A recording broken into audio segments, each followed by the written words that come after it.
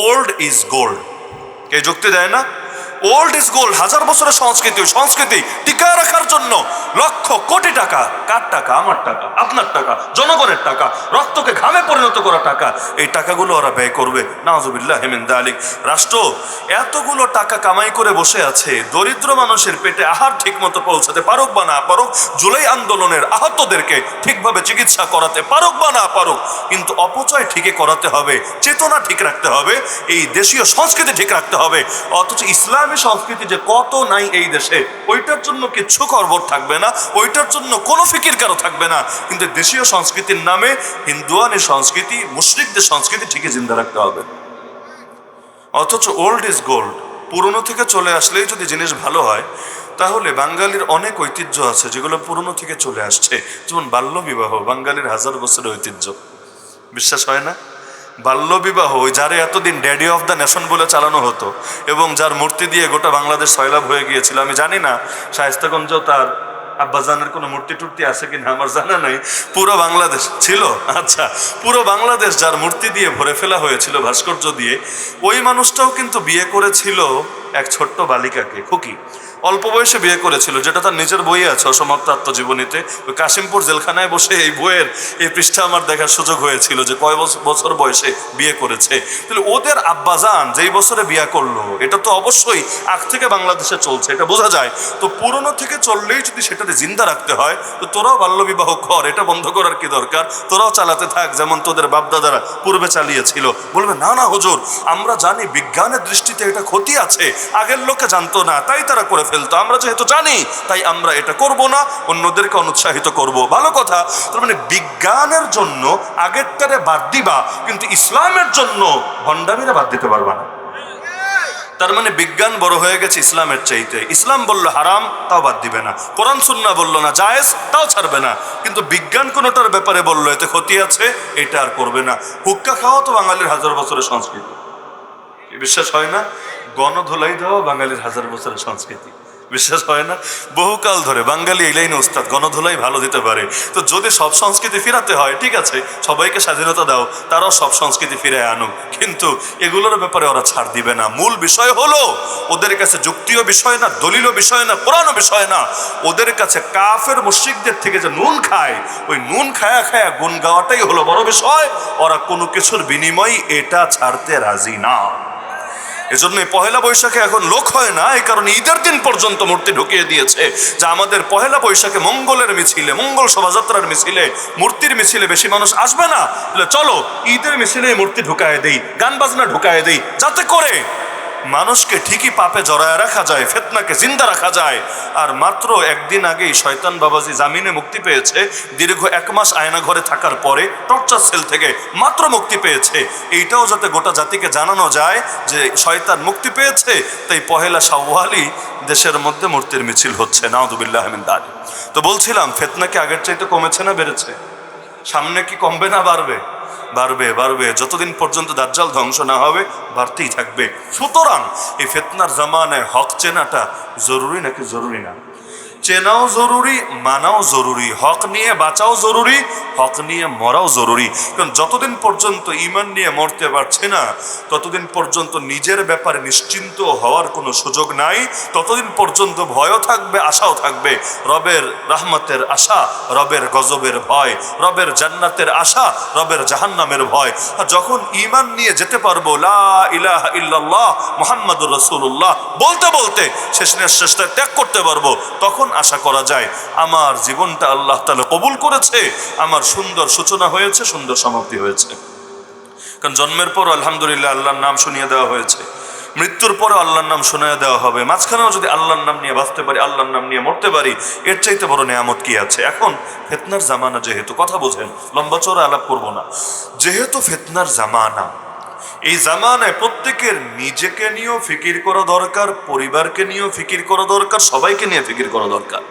ফিতনার জামানায় সবচেয়ে বেশি ঝুঁকিতে আছে নারীরা। কারা? বলবেন কিভাবে বুঝলেন? আমি কয়েকটা হাদিস শুনেই আপনি বুঝবেন। 1 নম্বরে নবীজি জানিয়েছেন দাজ্জাল যখন বের হবে, দাজ্জালটা চেনেন তো আপনারা, নাম তো শুনেছেন কম আজ কম। দাজ্জাল যখন বের হবে, ওই সময় এই পরিমাণ নারী দাজ্জালের বাহিনীতে গিয়ে যোগ দিবে, মানুষ নিজের ঘরে গিয়ে নিজের মা, নিজের বোন, নিজের স্ত্রী, নিজের কন্যা, নিজের আত্মীয়দেরকে রশি দিয়ে পিলারের সঙ্গে বেঁধে রাখবে এই ভয়ে পাছে না তারাও গিয়ে যোগ দিয়ে বসে দাজ্জালের বাহিনীতে। কেন? কারণ নারীদের দিলটা বড় নরম, তারা প্রভাবিত হয় সহজে, ভালোর লাইনও মন্দের লাইনও। ভালোর লাইনে আপনাদেরকে 10 কথা বললে আপনারা যতটা প্রভাবিত হবেন, তাদেরকে কথার মতো কথা একটা বললে এর চাইতে বেশি প্রভাবিত হবে। এই যে মাদ্রাসা মসজিদগুলো, এগুলো শুধুমাত্র পুরুষের পকেটের পয়সা দিয়ে চলে আর নির্মিত হয় এমন না। এমন বহু মসজিদ আছে, এমন বহু মাদ্রাসা আছে যেগুলোর পেছনে ঘরের মা বোনদের কানের দুল আছে, গলার হার আছে, বিয়েতে দিয়েছিল যে আংটি ওইটা পর্যন্ত আছে। মানে তার সামর্থ্য নাই, ক্যাশ নাই, কিন্তু যা আছে সেটা পর্যন্ত দিয়ে এই আল্লাহর ঘরের নবীর বাগানের খেদমত আঞ্জাম দিয়েছে। এমনকি যেই ঘরে একজন মাত্র নারী দিনদার হয়েছে, মাত্র একজন, এমন বহু ঘর আমরা জানি পুরা ঘরের চিত্র পরিবর্তন হয়েছে। কারণ নিজেও প্রভাবিত হয়েছে, অন্যদেরকেও প্রভাবিত হতে বাধ্য করেছে। আপনি চিন্তা করেন, আপনার স্ত্রী যদি তাহাজ্জুদ গুজার হয়, আপনি কিভাবে ফজর নামাজ না পড়ে থাকবেন আমাকে বলেন? খালি আপনি নিজেই চিন্তা করেন। কারণ নারীদেরকে আল্লাহ এমন একটা অস্ত্র দিয়েছে যেটা পারমাণবিকের চাইতেও শক্তিশালী। এমন একটা ইমোশন আছে তাদের ভেতরে, ভেতরে এমন এক আবেগ আছে, এবং অন্যকেও যে আবেগ দ্বারা তারা আকর্ষিত করতে পারে, ভালোর লাইনে মন্দর লাইনে। একটা হাসি, একটা কান্না, আপনি বিশাল যুক্তিতর্ক দিয়ে অনেক দূরে গিয়েছেন, এই বিজয়ের কাছাকাছি, খালি 2 ফোঁটা চোখের পানি ফেলে দিবে, দেখবেন আপনিও কিভাবে মোমের মতো গলে গিয়েছেন। এখন পারলে কেমনে কেমনে তারে খুশি করবেন, এটার পেছনে সব শেষ করে দিয়েছেন। নারীদের এমন জাদু আছে, যেই জাদু ওই আসল যারা জাদু জানে ওদেরও নাই। যে জন্য ওই যে কথা আছে না, তুমি আমাকে একটা শিক্ষিত মা দাও, আমি তোমাকে একটা শিক্ষিত জাতি উপহার দেব, এই কথা সব লাইনেই বলা যায়। তুমি আমাকে একটা দিনদার মা দাও, আমরা তোমাকে এক দিনদার জাতি উপহার দেব। তুমি আমাকে এক আল্লাহ ভীরু নবী প্রেমিক মা দাও, আমি তোমাকে আল্লাহ ভীরু নবী প্রেমিক সমাজ উপহার দেব। তো নারীরা প্রভাবিত হয় সহজে। এজন্য সর্বপ্রথম ইমানদার ছিল কে? একজন নারী। কিন্তু আল্লাহ রসুলের দাওয়াতে সর্বপ্রথম ইমান এনেছে কে? আবু বকর রাদিয়াল্লাহু আনহু। সর্বপ্রথম এনেছেন আম্মা জান খাদিজা রাদিয়াল্লাহু আনহা, একজন নারী। শুধু ঈমানই এনেছেন তা না, আমার মাঝে মাঝে এই হাদিসটা পড়লেও মাঝে মাঝে মানে ঈর্ষা হয় ভেতরে। উম্মত পেরেশান হলে নবীর কাছে যায়, নবী কিন্তু তাকে সান্ত্বনা দেয়। নবী নিজেই যখন পেরেশান, কেন ওই যে হেরা গুহার মধ্যে ওহী এসেছে, আল্লাহ রাসূল সাল্লাল্লাহু আলাইহি ওয়াসাল্লামের গায়ে জ্বরও চলে এসেছে, নবী যে তাড়াতাড়ি চলে আসলেন বাসায়, এসে বলেন আমাকে চাদর দাও, চাদর দিয়ে ঢেকে দাও, জাম্মিলুনি জাম্মিলুনি, বুখারী শরীফের প্রথম অধ্যায়ের হাদিস, সবাই জানেন। ওই সময় নবীকে সান্ত্বনা দিয়েছিলেন কে? আম্মা জান খাদিজা রাদিয়াল্লাহু আনহা, একজন নারী। উম্মত পেরেশান হলে নবীর কাছে ছুটে যায়, নবী নিজেই যখন পেরেশানিতে আছেন, সুবহানাল্লাহ, আম্মা জানের কপাল দেখেন, কপাল, আল্লাহ তাআলা কি সৌভাগ্য তাকে দান করেছেন। আরে গোটা জগতের সব সৌভাগ্যকে এক পাল্লে উঠালেও আমার মনে হয় সৌভাগ্যের সামনে ম্লান হয়ে যাবে। তিনি নবীকে এমন কয়টা কথা বললেন যেগুলো ইতিহাসে কিয়ামত পর্যন্ত স্বর্ণাক্ষরে লেখা থাকবে। তিনি বলেন কাল্লা ওয়াল্লাহ। আরে আম্মা জান খাদিজা নবী না, তার কাছে ওহী এসেছে এমনও না, কিন্তু কথাগুলো কত দামি। কাল্লা ওয়াল্লাহ, হে নবী কিচ্ছুতেই না, আপনি পেরেশান হবেন না, আল্লাহর কসম করে বলছি, লা ইউখজিকাল্লাহু আবাদা, আল্লাহ আপনাকে কখনোই অপমানিত করবেন না। কেন? ইন্নাকা লাতাসিলুর রাহিম, নিশ্চয়ই আপনি আত্মীয়তার সম্পর্ক রক্ষা করেন।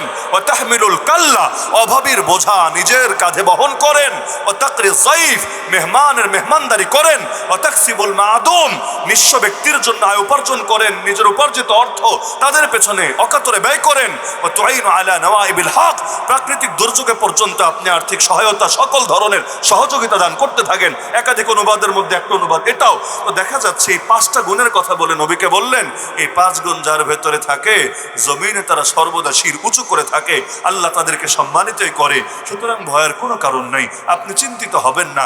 আল্লাহ নবীকে সান্ত্বনা দিলেন, শুধু সান্ত্বনাই দিলেন না, অবশেষে নবীর উপর ঈমানও আনলেন। কপাল দেখেন আপনি, সর্বপ্রথম শহীদ কে? একজন নারী, যার নাম সুমাইয়া রাদিয়াল্লাহু তাআলা আনহা। এমনকি কোরআনে আল্লাহ সব ঈমানদারদের জন্য এক নারীকে উদাহরণ হিসাবে, দৃষ্টান্ত হিসাবে, আইকন হিসাবে উপস্থাপন করেছেন।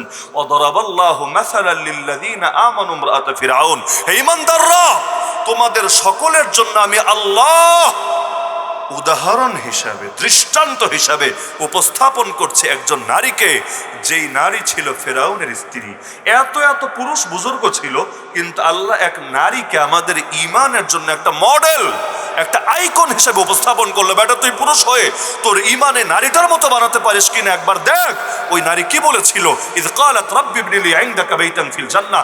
একদিকে জুলুম হচ্ছে, অবর্ণনীয় জুলুম, যেই জুলুম ভাষায় প্রকাশ করা যায় না, আর সারা জীবন তো আরামে বড় হয়েছে। রাজার স্ত্রী, তার চাইতে বড় শান্তিতে শান নিয়ে কে থাকবে? তো কষ্টে অভ্যস্ত না, চূড়ান্ত কষ্ট তাকে দেওয়া হচ্ছে।